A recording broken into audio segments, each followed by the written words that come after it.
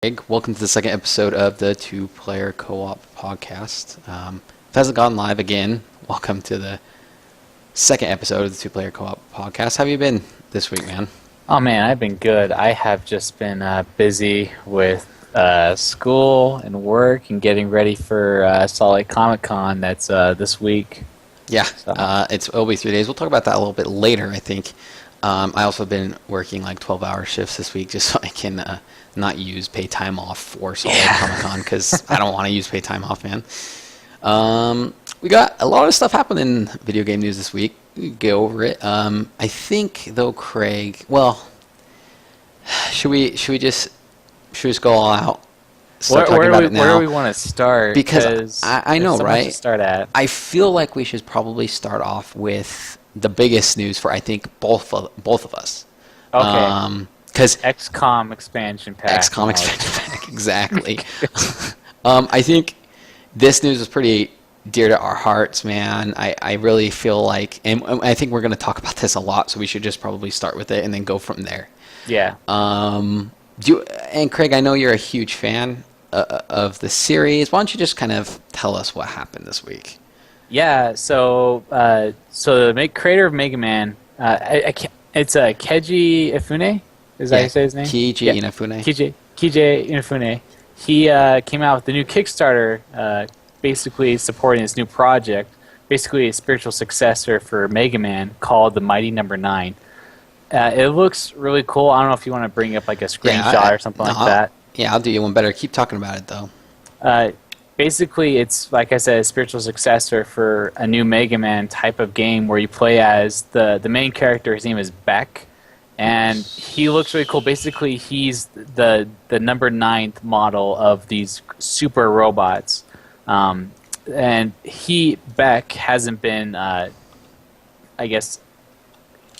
been conducted by a virus, which is the other Mighty number 1 through 8 has been hit by some sort of virus, which has caused him to go rampant, which has happened in like the other Mega Man games. That's why they're bad. Like the Robot Masters are bad because they got hit by some sort of virus.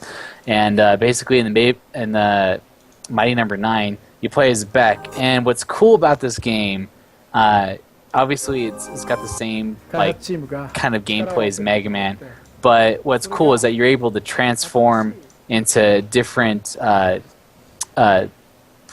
different parts of your body can change into like either a tank form, where you're able to change yourself into like a platform. Like different types of weapons stuff, or like depending on this kind of situation. And it's really cool, the graphics, how they do it.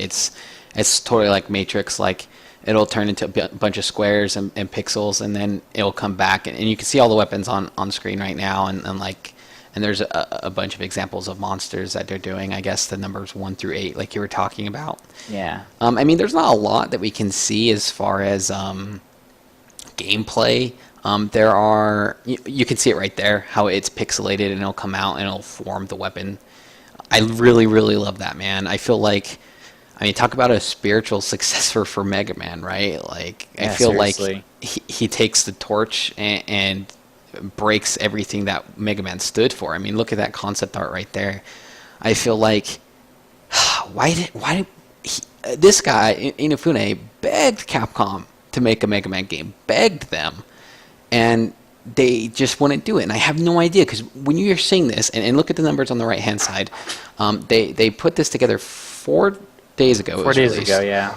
And it has almost $1.6 million behind it, of 900,000 gold. They met their 900,000 goal, and it's like, You why? can still see the numbers moving. Like, people are looking at this right now. Yeah, this is live right now Fun if you're thing. watching it live. And yeah, the numbers will keep going up. You'll watch the backers go up.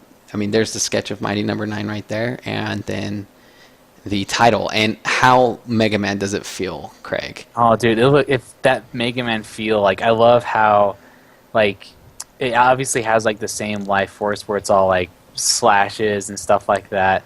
But the thing that I really like about this game that makes me really excited is who's behind it.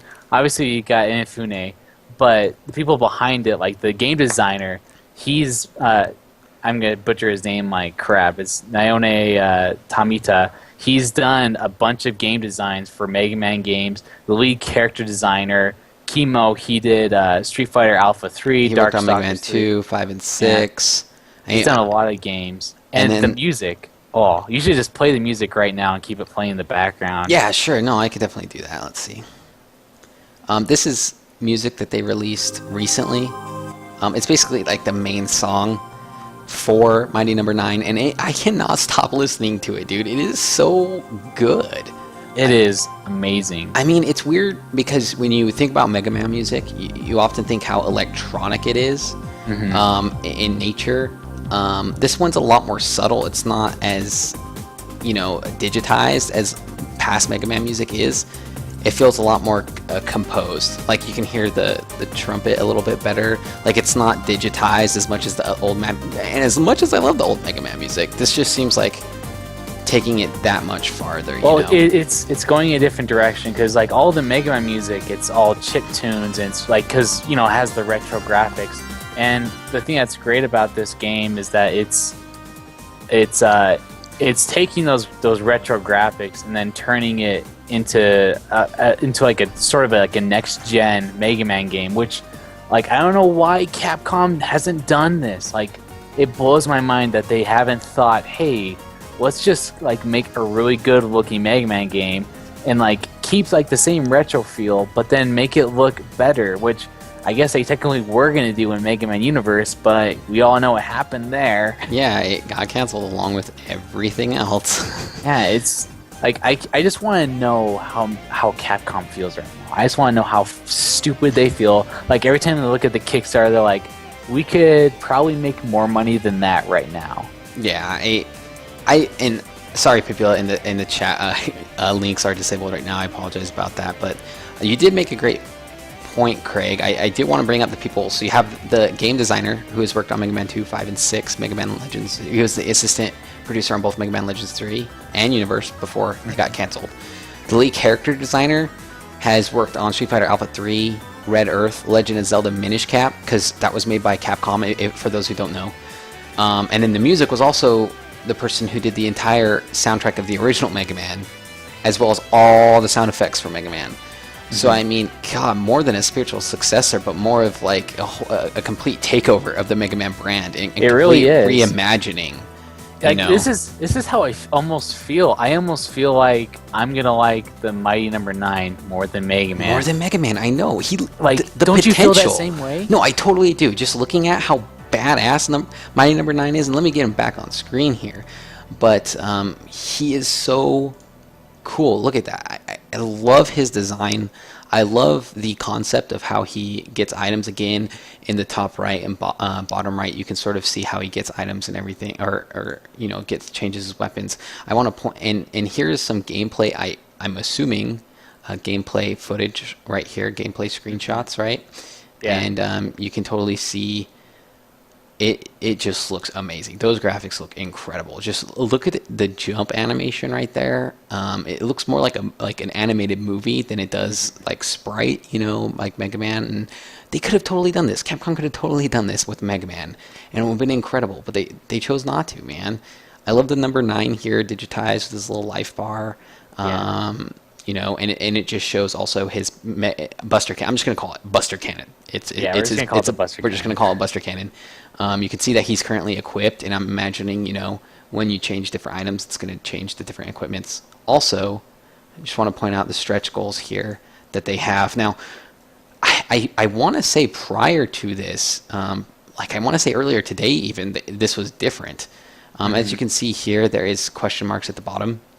I swear, correct me if I'm wrong, Craig, they had 2 different sets of question marks dispersed.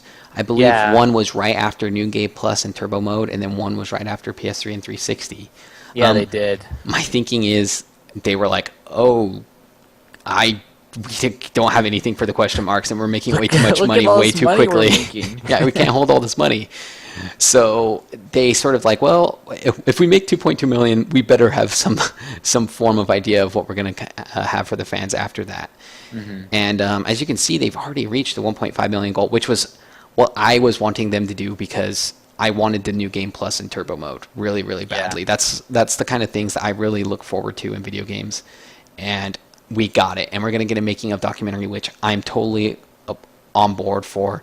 PS3 360 versions, I'm not so excited about that. I mean, I'm more. Well, I like it because it kind of because people not everybody has a PC like Eric, and not everybody can like have the opportunity to like own like a Steam account and everything like that. So it gives an opportunity for people who love Mega Man and love the fact that it's going to be an awesome spiritual successor.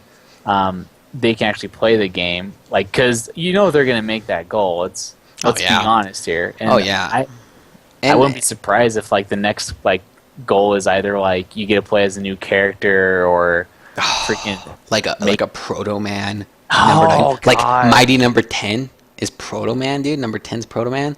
I see. Get me in that office right now.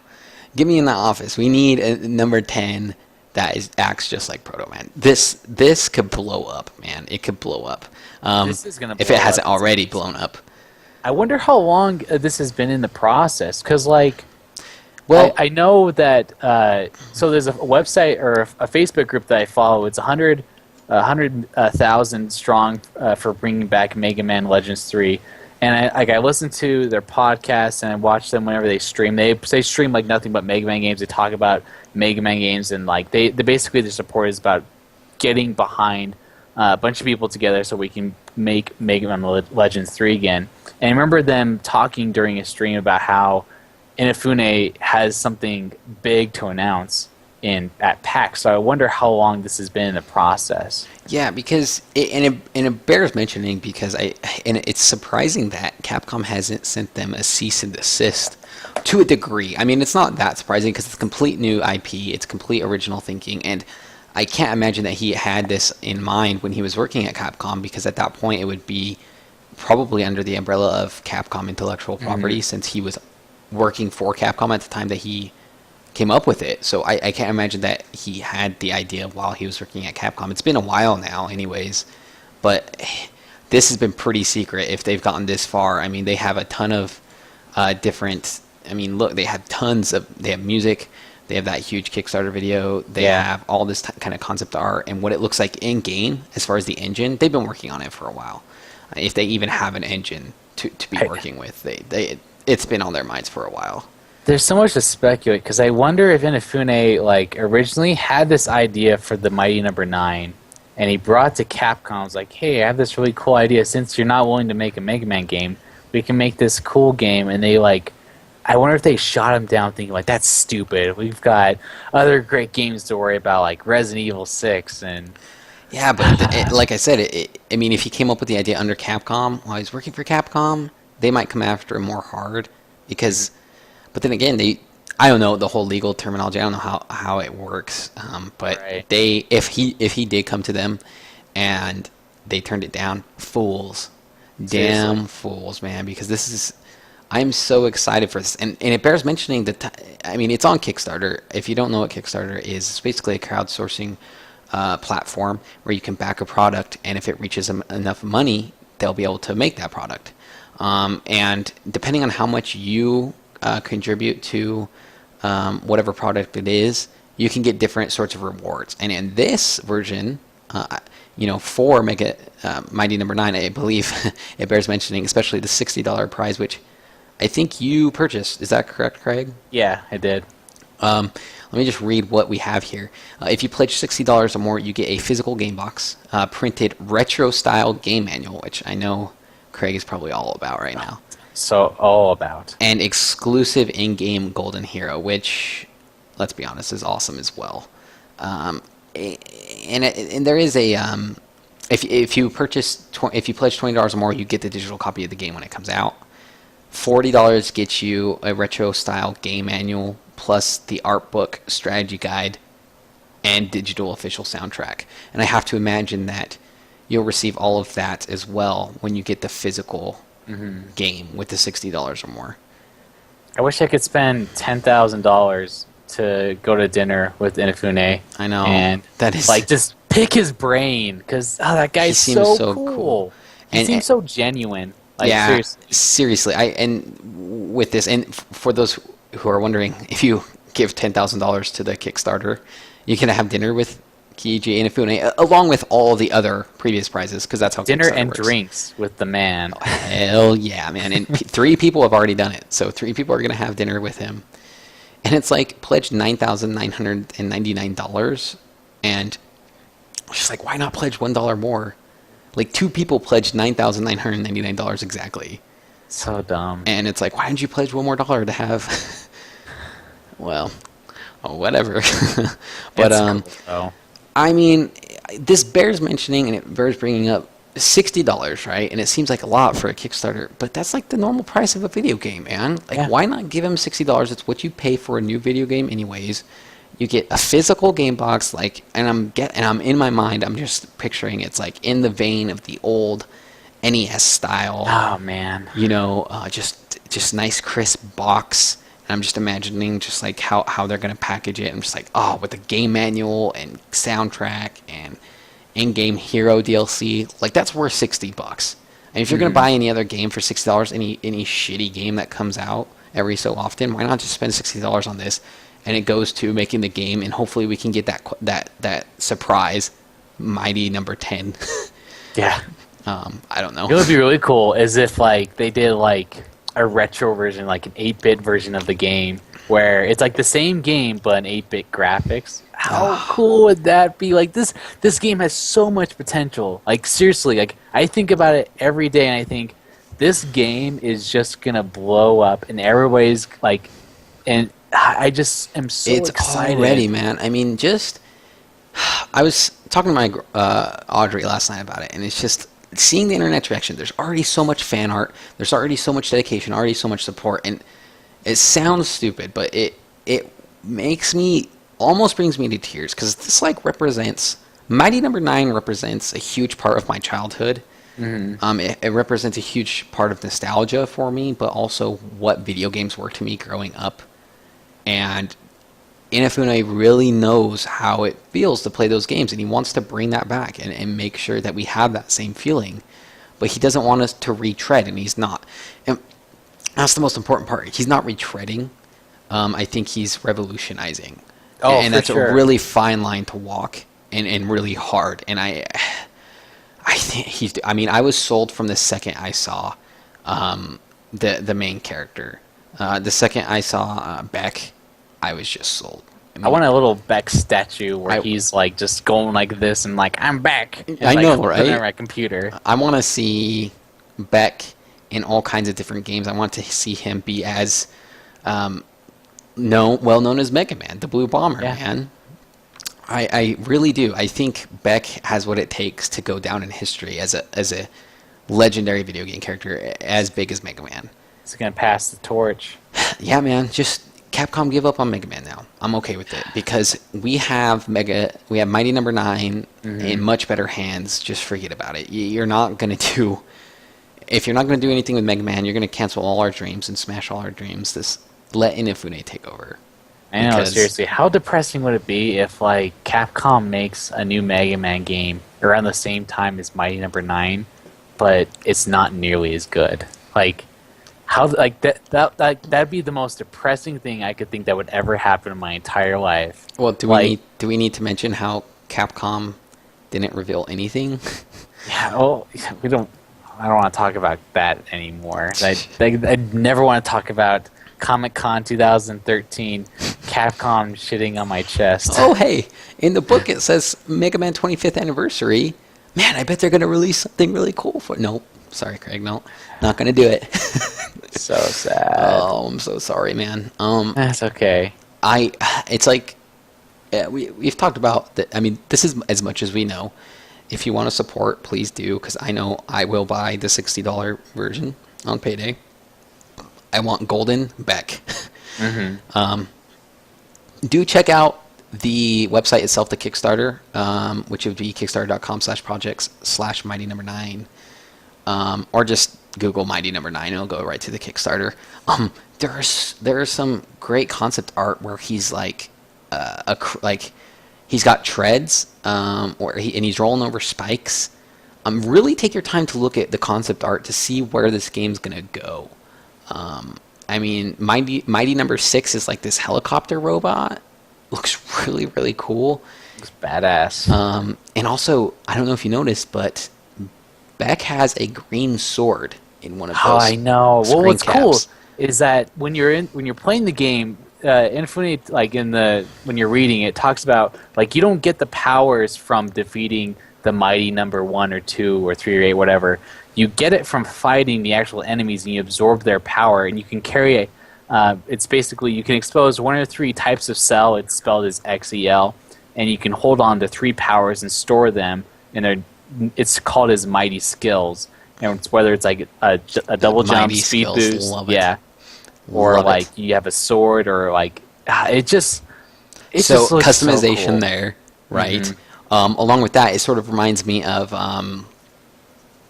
Castlevania Dawn of Sorrow, sort of like with the where you're Dracula, well, Yeah. you're Soma, and you kill the creatures and you gain their souls, right? Mhm. So it reminds me of that, and it is a lot like that because you can only equip 3 at a time, even though you'll have tons. And I'm hoping it goes that way. You can collect a ton of different abilities, but you can only equip like 3 at a time, and then use those in conjunction with each other to find the best sort of combos. That's what I'm hoping the game will be. Oh my god, this game! Why would it just needs to be out? I This needs know. to be out. I just want to play it right now so bad. But please take your time, Inafune. I know Please you're take your listening to time, make it our perfect. I know cast you're and watching everything. this right now, and we're definitely going to stream this. I think day one, Oh yeah. when it comes out. You and I need to get together. We'll stream it here on the Salt Pop Podcast or two-player co-op, 2P co-op player 2P podcast, 2P Coop.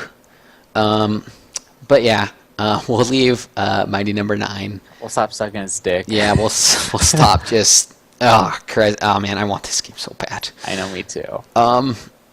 More, I think what they're doing most recently, because I know one of our friends got one. They're sending beta invites for Elder Scrolls Online.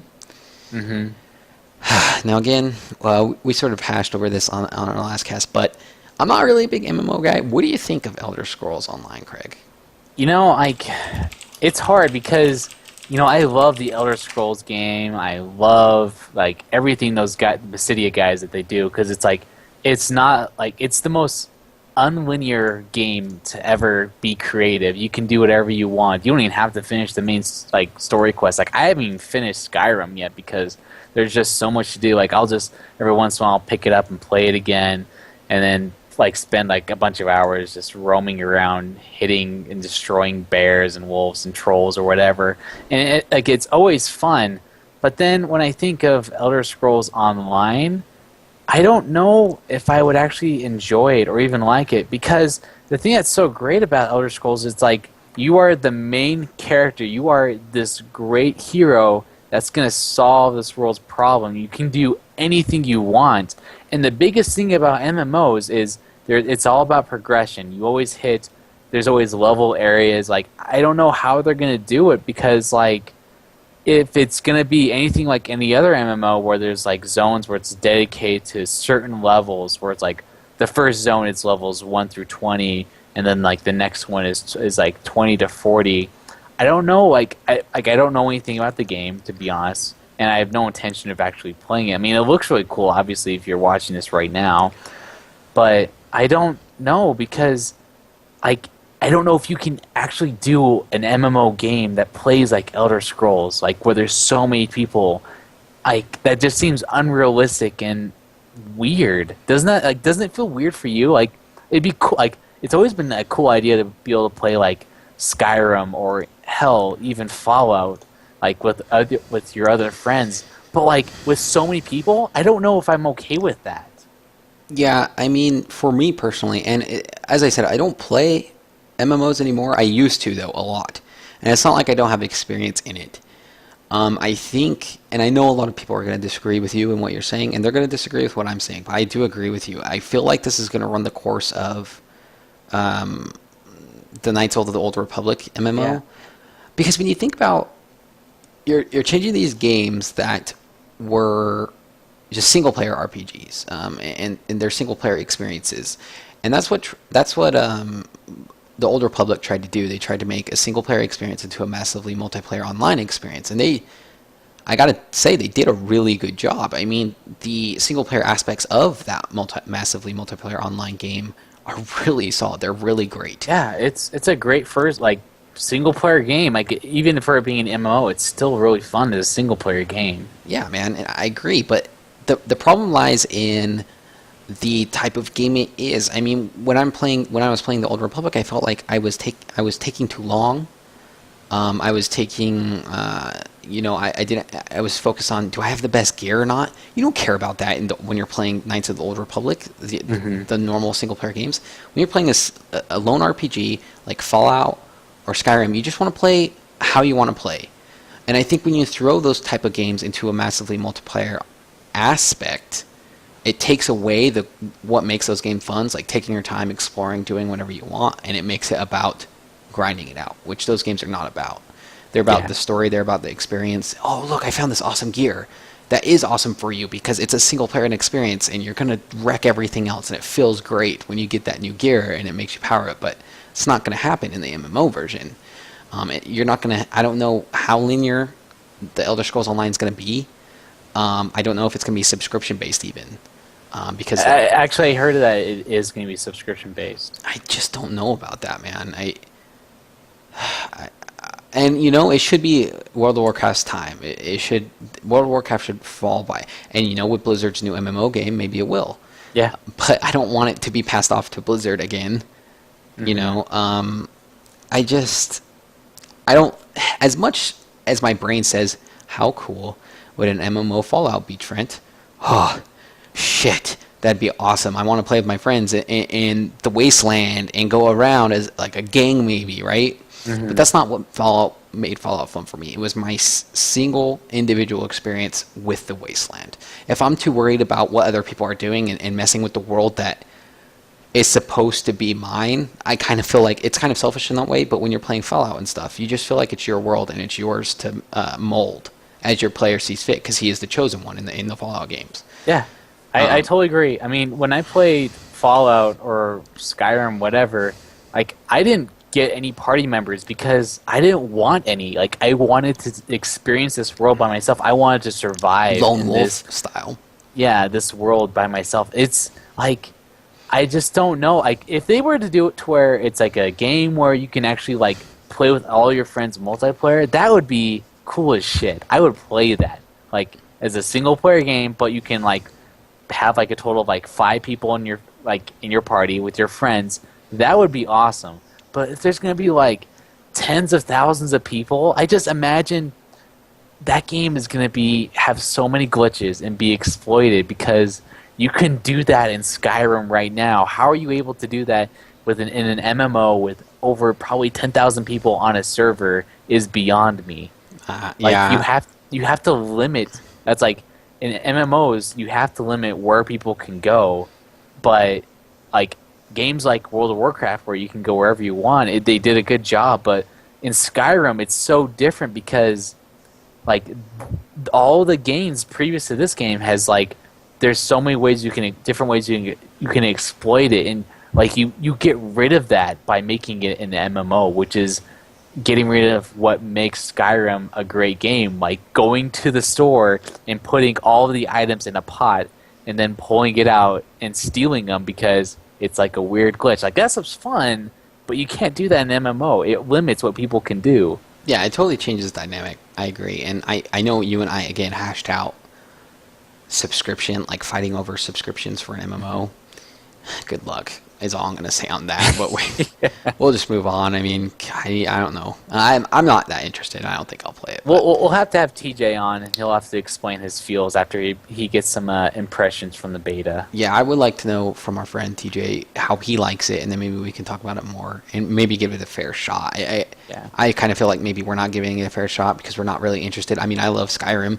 I love Oblivion, and Morrowind was my favorite Elder Scrolls game growing up, but we'll see. It's not like I'm biased against the franchise. I just don't think it. I think it's safe to say we love the franchise. I think we're kind of limiting our mind to how it might work, but at the same time, we're just being skeptical of whether it could work. I feel like we've experienced enough MMOs to be like, good luck. Like that's my opinion. Like just okay, you go out, you try to do that, man, because it's not gonna happen. And like seriously, a good example of a game that incorporates great elements of story, but is also at a core like a good MMO is honestly Final Fantasy XIV. The story is where I'm at level 30 right now as a paladin, and like I really can't recommend this game enough. Like I don't know what it is, but like the quests, like it's like World of Warcraft. Like it's the same, but it's so fun. And the dungeons are really cool, and like there's actually a It's challenge. because you love Final Fantasy. And because I love Final Fantasy, and I can't wait till there's a red mage. Because once there's a red mage, I'm just Good game. gonna game over. All right.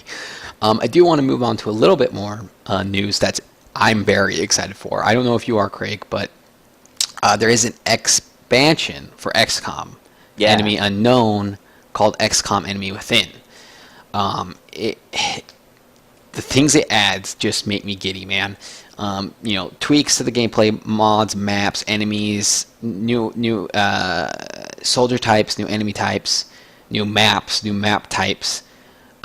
It comes out on November 12th, and this game is so big, can't be DLC.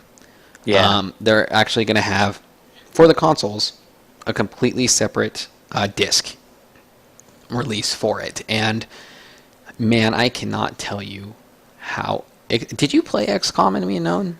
I own the game, and I need to play it because I know it's totally up my alley. But here's the thing for me about the game that I just can't wrap my head around. I don't like the art style. Really? I don't like the art style. I know it's like a great tactical game, and like it's Final Fantasy Tactics-ish, and like it's really hard and it's fun. It's challenging, and it is hard. Like you can, and there's so much you can do with your characters. Character design is really important for me. It's really important. If I love a character design, then I'll play the game for hours and hours. Like for example, like the Dot Hack series on the PS2 is done by my favorite anime character design, and I played all those games, and they're all the same, but I loved it because the character design is fantastic.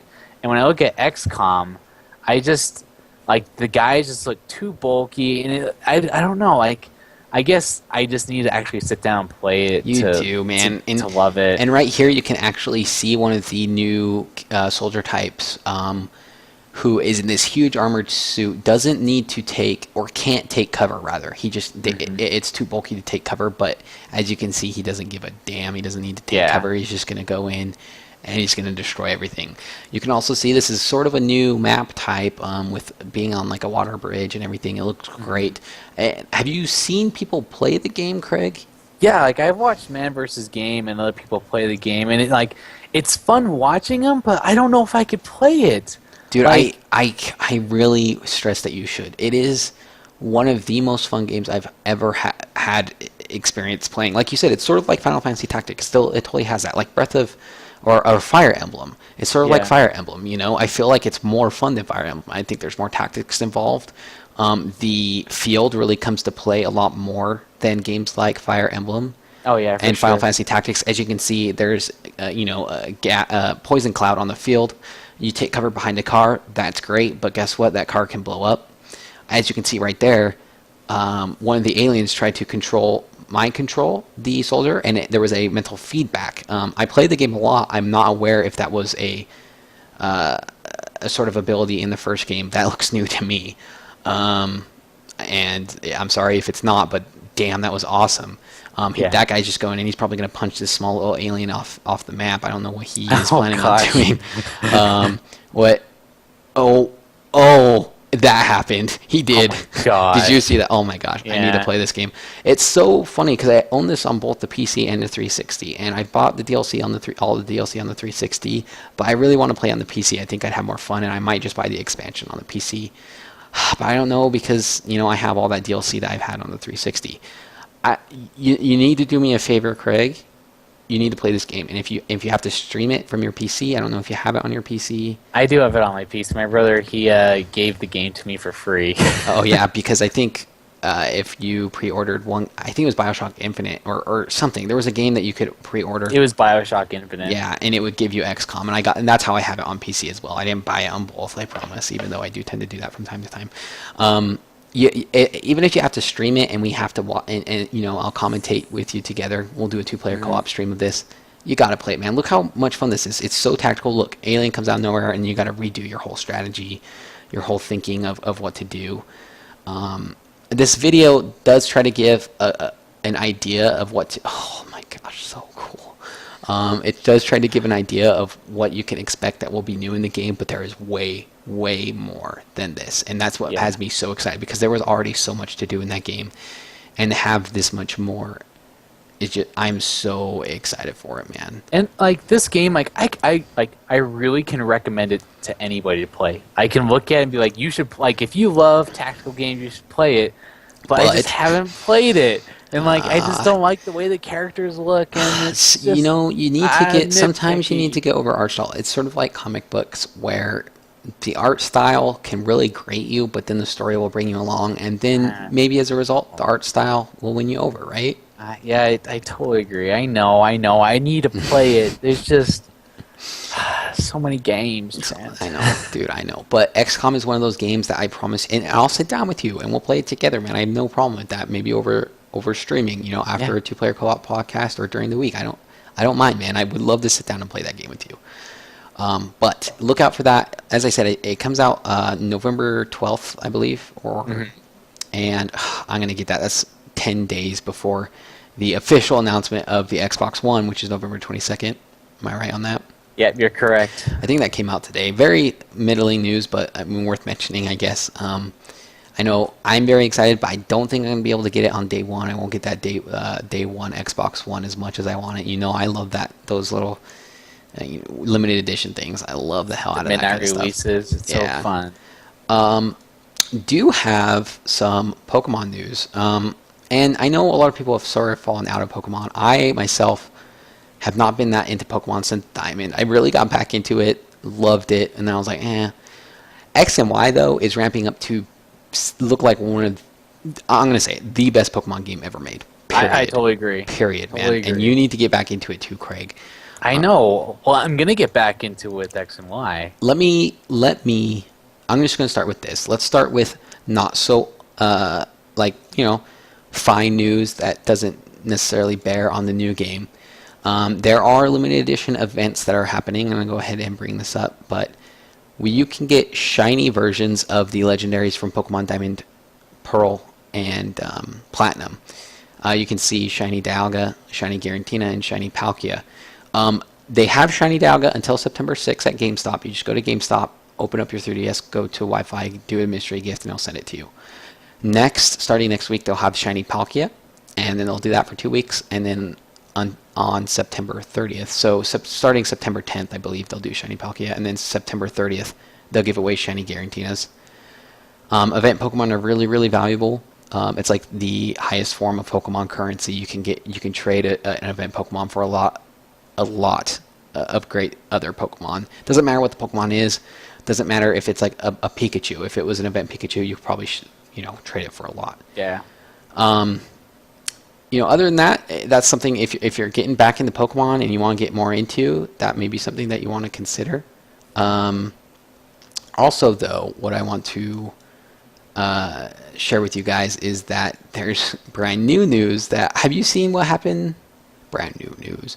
Brand new news. Did you see what happened today, Craig? For what? For Pokemon? Mm-hmm. Was it is it what I'm thinking about? New Mega Evolutions? Yeah, let's talk about that for a second. Before I do that, I do want to tell you what's going to happen in the new X and Y. They have some gameplay changes. There's what's called a Pokemon Bank. It's an online storage with 100 total boxes, allowing you to store a total of 3,000 Pokemon. This is online. And what it'll have along with it is the Poké Transporter, which allows you to transfer Pokemon from Black 2, White 2, to the Pokemon Bank that you have online, allowing you to use them in X and Y. And so what they're allowing to do is you transfer those from Black, get it up to X and Y, and they're going to use it for future Pokemon games. It's going to be a new staple for the Pokemon games, Pokemon Bank. and Pokemon Bank is required for Poké Transporter. So if you want to move it from Black White 2 to XY, it's going to be required. It is a paid service. It's an annual fee of $5. How do you feel about that? I'm fine with it, man. I mean, if you're going to have a cloud service for $5 a year, that's pretty. It doesn't hurt, man. Especially if they're going to start using it as a standard for future games. Get with the times. So it kind of sort of sucks for the children, because Pokemon's super popular, man. But if you can, like, hey, mom, can you pay this $5 once for the year so I can trade?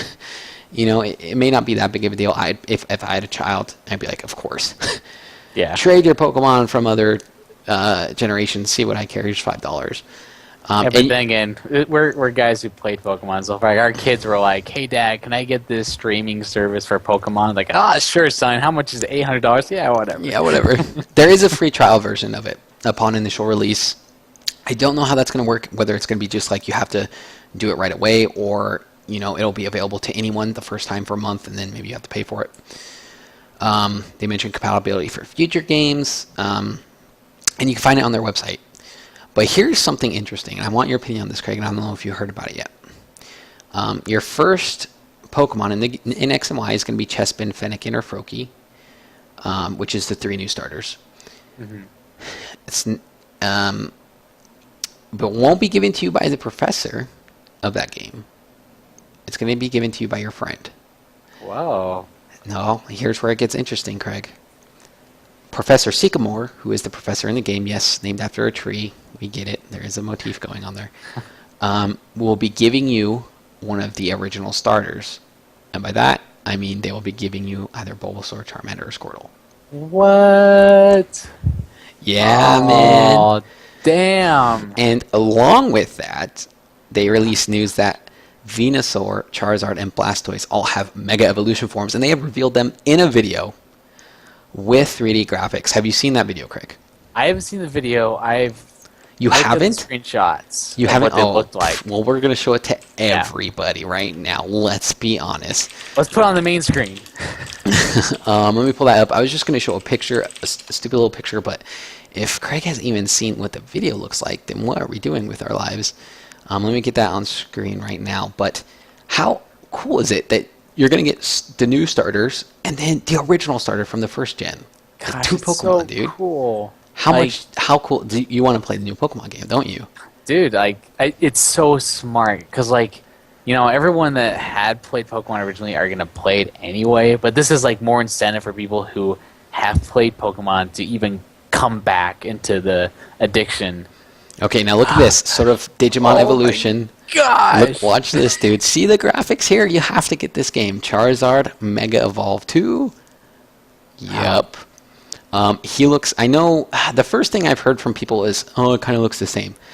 No, Come on now. Cool. I mean, how different do you want it? And that Charizard looks way different. It looks more like a dragon. I think Venusaur kind of got the short end of the stick on his Mega Evolution, but screw you, Scott. if you look at him, he looks a lot different. He's got vines, way more leaves. He's way larger. But let's be honest. The best Mega Evolution of the original starters is Blastoise right here. Look at his new Mega Evolution. Look at that. Holy hell. He's got cannons on his arms, man. And he doesn't even use them. He says, I'm going to use Hydro Pump from my mouth. I don't need to use these cannons on you, Charizard. I'd hate to see him use his cannons if that was the case. Gosh, it just looks so cool. Bulbasaur Mega Evolution is the coolest thing. I know, so man. Cool. It's so smart. They're adding Mega Evolutions. They're redoing EV training for the new generation. They really know what they're doing. They're like, here's the original, here's the new starters, but we know everybody loves the original starters, so here, have that as well. Because it's been so hard to get since the, first gen games. And here you go. And we have a question from Scott. He says Venusaur looks the exact same. I disagree, man. There's vines. There's vines, and there's 4 more leaves. Mm-hmm. He's got a little thing on his forehead. He's asking which Pokemon, if you choose one, would have a Mega Evolution. Scott's saying Arcanine. What do you think? Craig? Let me think about this. Arcanine Eevee. Eevee Mega Evolution, who isn't even involved. No, get a shiny Eevee Mega Evolution. Mega Evolution. I hate Craig. Oh gosh, that's really tough. I would like to see a Dragonite Mega Evolution. I think they could make it a lot more dragony. I wonder if they'll do like. I know they're not probably gonna do Mega Evolution for every Pokemon. But it would be cool if like I wonder if they do like a Mega Evolution for like maybe like the first evolution or like the second evolution of a Pokemon. I don't think they will. I think it's gonna be the final form of each Pokemon is what they'll do. It's really tough. If I could choose one, that's hard, man. I would love to see a Mega Evolution of Scyther, even though oh, dude, that'd be cool. He kind of evolves into Caesar, which I'm not a fan of. Pinsir would have a really cool Mega Evolution. I think he deserves one since he doesn't have an evolution. They should give Magikarp an Mega Evolution. He just turns into like a bigger fish. I would really like to see a Gyarados Mega Evolution. That'd be cool. I'd like to see Torterra, who is like the third evolved leaf form of one of these starters. He's like a big tortoise, basically, who has a tree on his back. I'd love to see what they could do with that. Maybe like a huge like Oasis Island on his back or something.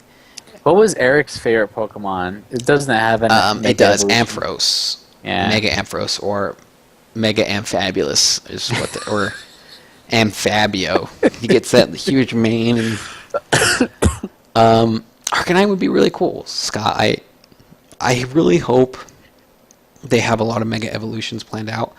I don't know how that's going to work in the decks, like the Pokedex. I have no clue. I mean, one would think if they have a Mega Evolution for Blaziken, they'll have ones for all the other starters. I can only imagine, especially, of course, the 6th generation starters. Yeah. I know we're talking a lot about Pokemon, but it's actually a huge deal, especially to me. I'm going to buy this day one. I'm going to go pre-order it this weekend. And if you pre-order it, you get a Torchic with the item that is going to allow its final form, Blaziken, to evolve into Mega Blaziken. The Blazonite is what they call it. So, correct me if I'm wrong. The Mega Evolution, the item that you use, you can only use it once and it's gone? I don't or think is it, so. You can only use it once per battle? Once per battle is what happens. They don't stay evolved. Like, it's sort of like Digimon, right? Right, yeah. They go into battle, and if this is what... I think it's kind of fuzzy, but this is what I took away, is that you'll go into battle, the Pokemon goes out, and then if it has the item that it carries, because Pokemon can carry items now, if it's carrying the item and it has it equipped, it will evolve into that new Pokemon. Oh, you can equip items? Oh, gosh. Why are you doing this to me, You've been able to Nintendo? equip items for a while in Pokemon, Craig. I don't Have know. you really? Yeah, since like 3rd gen, I want to say, man. Like, what can you equip? Well, each Pokemon can carry one item, and you'll find items throughout the game. Like, one is Quick Claw, I believe, which makes the Pokemon faster, so you can take a slow Pokemon and make them quicker. You can make ones that will have their water moves more effective, stuff like that. And it's been one is experience share, where a Pokemon in the bench will receive experience regardless, and you don't have to swap them out for like the danger like you did in Gen 1. It's been a while since I played played a Pokemon game. And when I mean actually played, I mean like sat down and like hunkered down. Come back to X and Y. Come back with X and Y. I think a lot of people are. I think people who have loved Pokemon from the beginning, maybe fallen out of love with Pokemon, or maybe who have never played Pokemon before, all going to congregate on X and Y. It's going to be a huge thing. I think it definitely bears mentioning. Let's move on.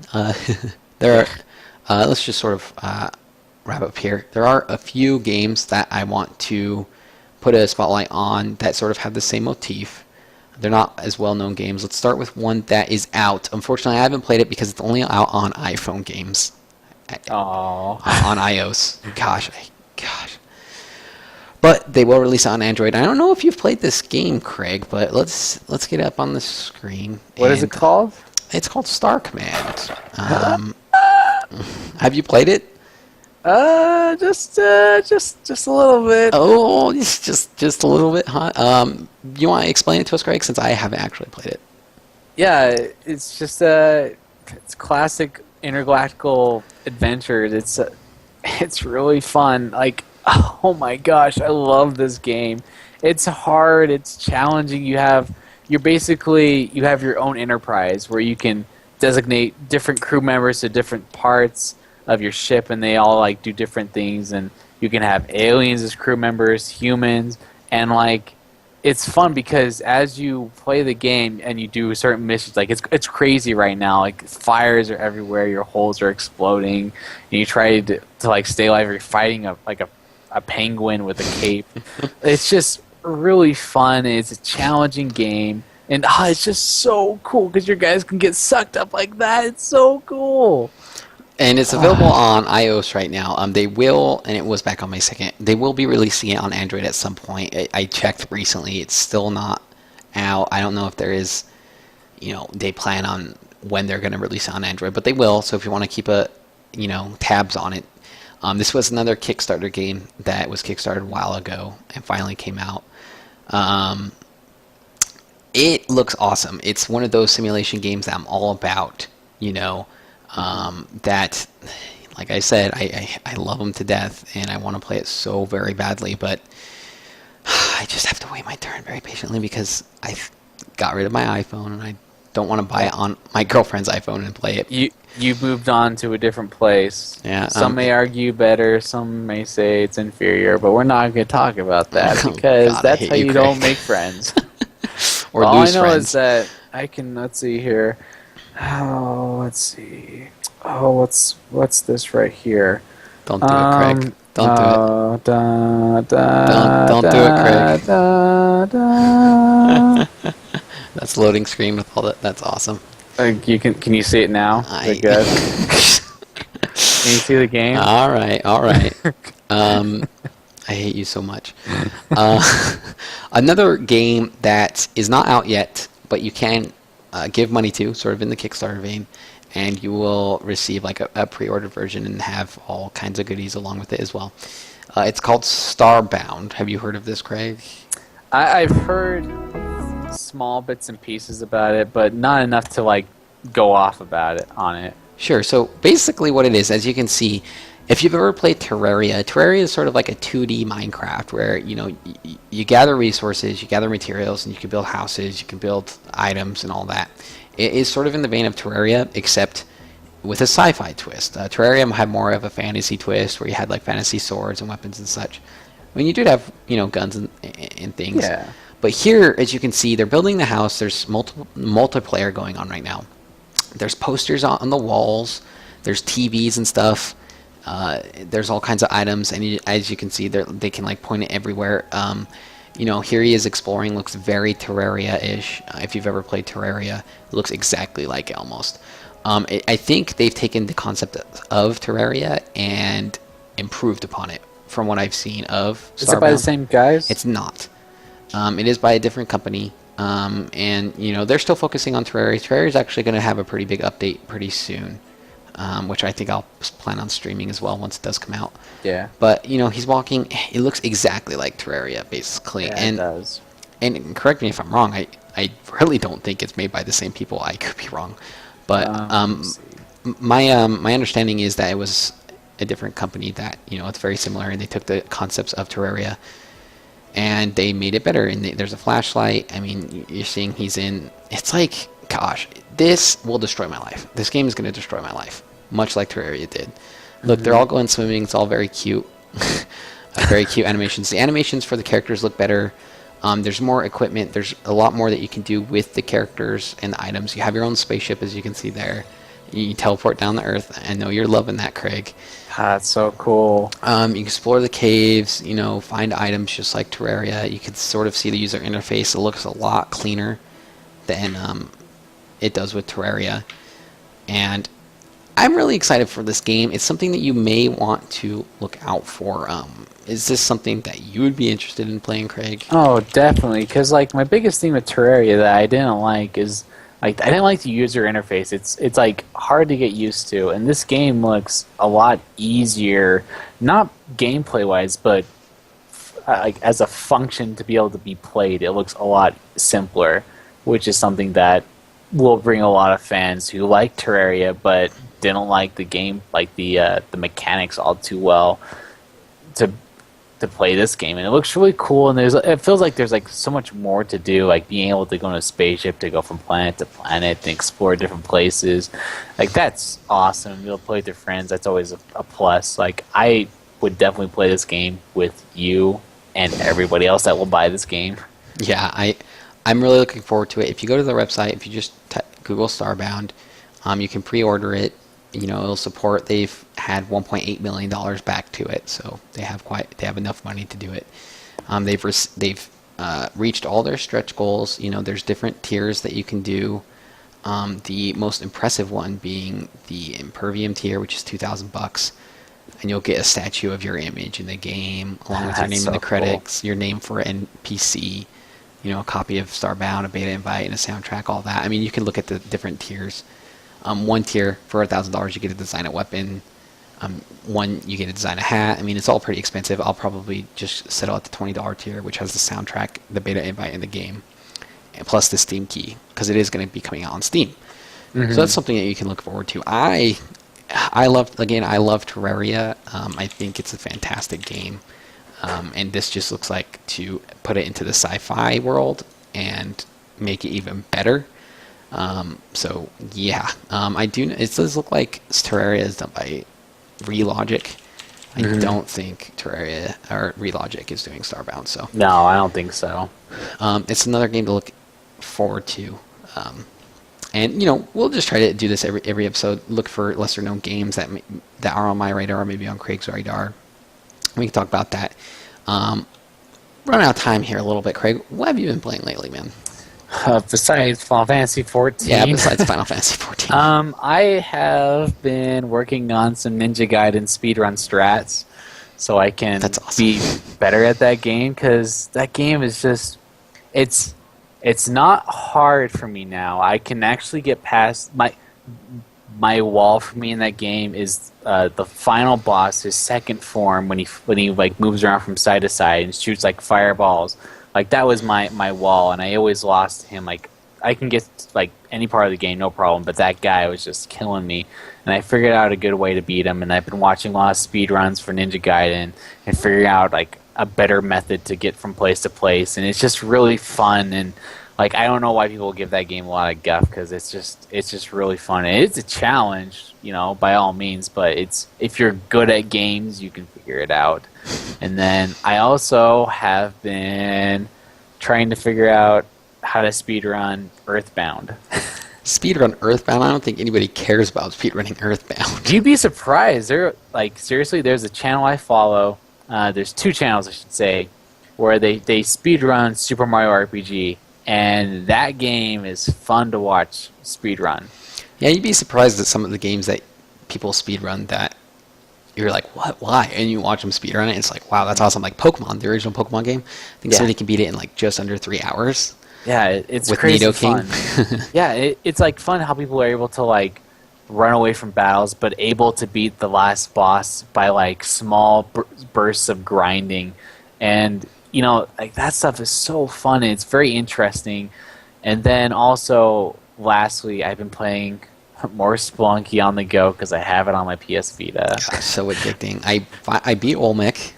Yeah. Finally, and I've been trying to get to either. My goal is when I start the game is I'm either going to get the shotgun and jetpack so I can kill the alien overlord, which I haven't done yet, or get to the City of Gold. I got so close to the City of Gold. So close. I had the key, Trent. I had the key, and the door was like this far away, and I like, okay, I can do this. And spikes. Dude, no. It was the freaking blocks that move around. It smashed me against the wall. Those are so brutal. I got the hat. I had the eye.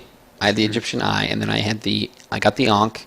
I died on the correct level in the ice caves, and got the Egyptian hat, and it was really upsetting. It was on the next ice level, and I was just walking, trying to be really careful, and I didn't realize that I stepped on one of those ice platforms, and I was just paying attention to one of the shopkeepers, which I angered earlier. He was guarding the exit, and that ice platform I had stepped on earlier just came down and crushed me. And I was like 2 levels away from the City of Gold. It's so upsetting. So yeah, I've been playing more Spelunky. I mean, I've been pretty busy this week. I've been playing Saints Row the Third, which love that game. Is that the new one? No, Saints Row 4 is the new one. I've been playing. I'm trying yeah. to get through the third so I can play the fourth for Saints Row 4. It's really great. I really suffer with those type of games in gameplay, especially with Saints Row 3, where you buy the game and it gives you all the DLC. And the problem for me is I have all the DLC, which means I have all these overpowered weapons, and it just makes the gameplay feel very, very stagnant. Like, if I have all these overpowered weapons, I'm just destroying everything in my path. I know a lot of people love that. I know a lot of people like that feeling of empowerment that they get in that game, or like just destroying everything. But I like my games to have progression, and I feel like if I start small in a game, I should be able to get up and get upgrades. And when I'm upgrading my character, I'm like, what's the point? I can destroy everything already with the DLC that I have. Oh, that reminds me of a game that I played a while back. Oh yeah, it's Mass Effect 2. I hate you, Craig. It's nothing like Mass Effect 2. Oh gosh, like ooh. But anyways, the gameplay in Saints Row 3 or the third is really. I mean, if you can get used to that and you love it, that's great because the writing's great, the missions are great, they're really wacky, they're really fun, which I'm having a great time with, so I'm trying to get through that. If you guys have any suggestions for games that you want us to play or see us play, let us know, and we'll come back and we'll give you our impressions on it. Because God knows probably have it in my Steam library. Yeah. What's happening this week and tomorrow, Friday and Saturday, is Salt Lake Comic-Con. It is a local comic convention here in Salt Lake City. It's going to be at the Saltaire Palace, right?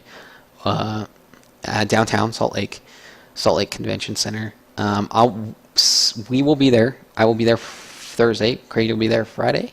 I might even come on Thursday because my friend who has his own board gaming booth, he might need some help, and I might come over and help him out as well as just say hi and whatever. So that'd be awesome, dude. Yeah, I'll be there Thursday and Saturday. It's gonna be booth 918 at the Gray Well and Salt Pop booth. You may or may not know, Two-Player Co-op is basically a program of Salt Pop. Think of Salt Pop as a channel and us a program. I'm going to be there Thursday and Saturday, and each of us are going to be there on each of those days, Thursday, Friday, and Saturday, so that'll be something to look into. I think Saturday is probably the day that most people are going to come, and the tickets aren't sold out, so if you want to come check it out, come Saturday, because it'll be from, I think, 10 a.m. to 8 p.m., or 8 a.m. to 8 p.m., or something like that. Just come hang out all day on Saturday. No, it is 10 a.m. to 8 p.m., now that I remember.